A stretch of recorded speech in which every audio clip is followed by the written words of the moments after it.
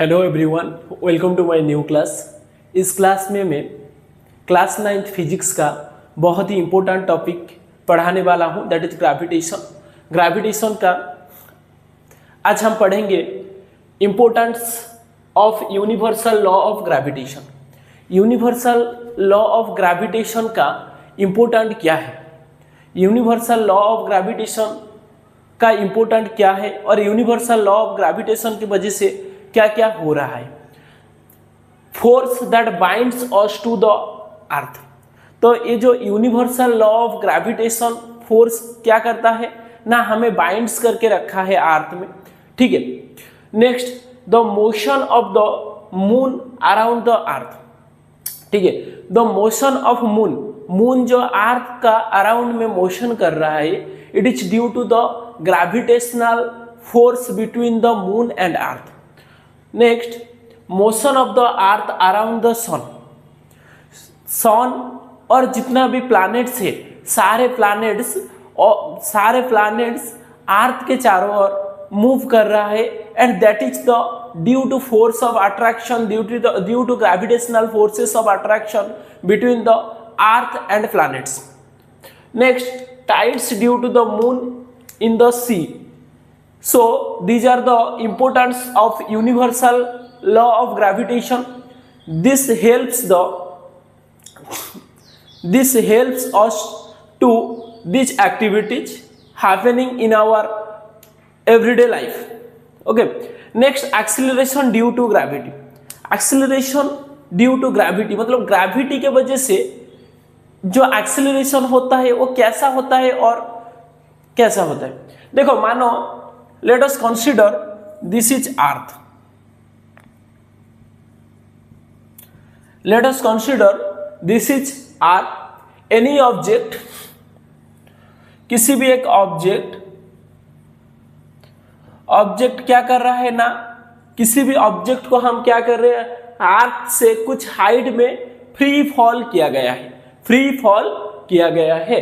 So whenever जब हम क्या कर रहे हैं ना, फ्री फॉल कर रहे हैं, तो क्या होगा ना, इनिशियल वेलोसिटी u क्या होगा ना, जीरो होगा। इनिशियल वेलोसिटी u जीरो होगा। Time to time, according to time, धीरे धीरे क्या होगा ना, जितना ही वो नीचे अर्थ के पास आते जाएगा ऑब्जेक्ट्स जितने भी अर्थ के पास आते जाएंगे, उसका जो एक्सीलरेशन है, उसका जो acceleration due to gravity small g क्या होगा ना, इंक्रीजिंग होगा। Okay, at that point when he touch the earth, जिस पॉइंट में वो क्या करेगा ना, अर्थ में टच करेगा, उस पॉइंट में ग्रेविटेशन, उस पॉइंट में जो acceleration due to gravity of earth ये क्या हो जाएगा ना, मैक्सिमम हो जाएगा, और वेलोसिटी भी मैक्सिमम हो जाएगा। ओके, दिस इज द फंडा। क्या है ना, जब किसी भी एक ऑब्जेक्ट को हम अर्थ का सर्टेन हाइट से फॉल करते हैं, ठीक है, फ्री फॉल करते हैं, जब हम क्या करते हैं ना, उस ऑब्जेक्ट को छोड़ते हैं, इनिशियल वेलोसिटी उस ऑब्जेक्ट का क्या होता है ना, जीरो होता है, ठीक है। जितना वो अर्थ के पास आएगा, धीरे धीरे उसका जो g है, स्मॉल g है, वो क्या होगा ना, इंक्रीजिंग होते जाएगा, इंक्रीज होगा। Okay, at the point at which it touch the earth, जिस पॉइंट में ये क्या करेगा ना, अर्थ को टच करेगा, उस पॉइंट में क्या होगा ना, acceleration due to gravity maximum होगा। Okay, so this is small g, acceleration due to gravity. Okay, so ये एक्सीलरेशन ड्यू टू ग्रेविटी का मैथमेटिकल एक्सप्रेशन हम पढ़ेंगे। Okay, acceleration due to gravity, देखो acceleration due to gravity Newton's law of gravitation के हिसाब से according to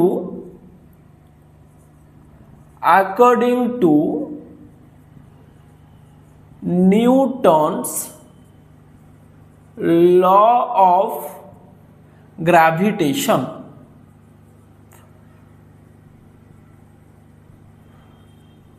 देखो according to Newton's law of gravitation, Newton law of gravitation के हिसाब से एफ क्या होगा, एफ होगा तुम्हारा capital G capital M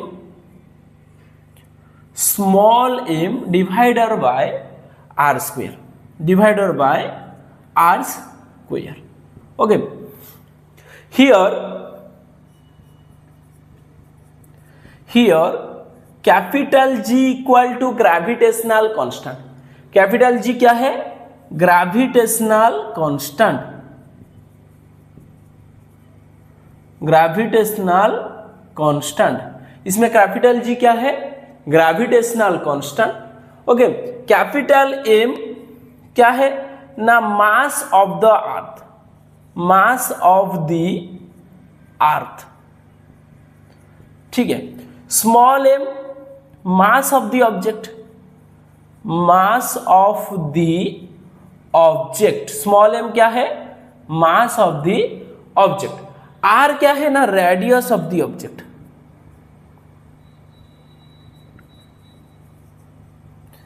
radius of the object.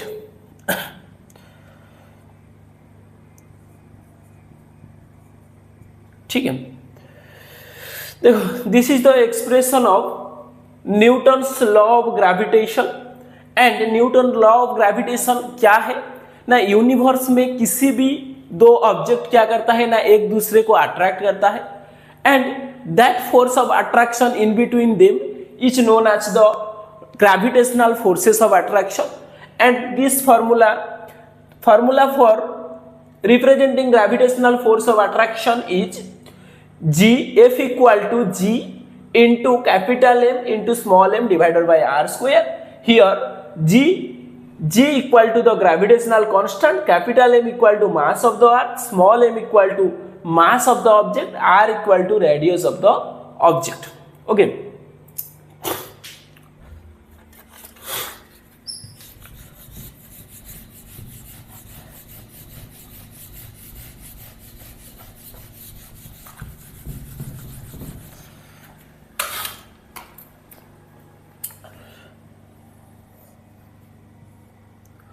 Next, force due to gravity. Force due to gravity. Force due to gravity. Gravity के वजह से जो फोर्स होता है वो फोर्स का फॉर्मूला क्या है, we know force equal to m a. Here force equal to m a, here acceleration due to gravity, so we can take G, small g, force is equal to mg. This is equation 1. नहीं direct, equating two forces, equating two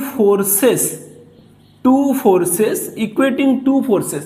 ये दोनों forces को हम जब equating कर देंगे, देखो तो क्या हो जाएगा ना, mg किसके साथ बराबर होगा ना, G into capital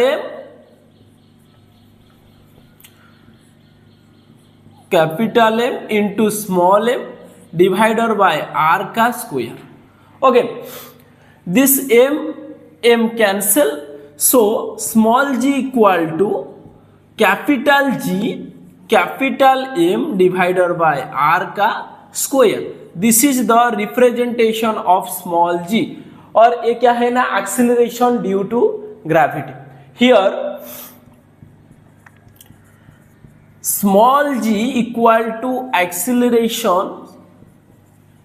acceleration due to gravity. ठीक है, ड्यू टू ग्रेविटी. ये क्या है ना, स्मॉल g इसमें क्या है ना, acceleration due to gravity. Okay, small g. सो अब हम देखेंगे स्मॉल g का वैल्यू अर्थ के लिए कितना होगा.